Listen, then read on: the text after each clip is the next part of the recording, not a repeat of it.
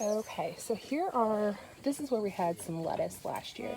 You see these little flowers. Yes, just a second. These are little flowers.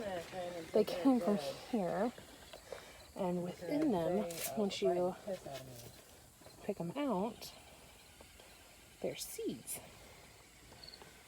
And then they're going to grow next year.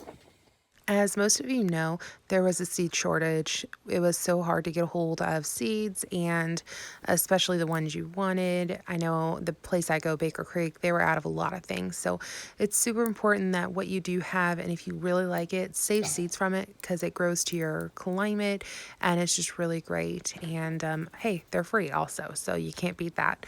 But those are the seeds, and you'll just save those. And once you plant it, this is what it grows into. Hope you enjoyed. Don't forget to like, subscribe, and share with someone who might enjoy this video.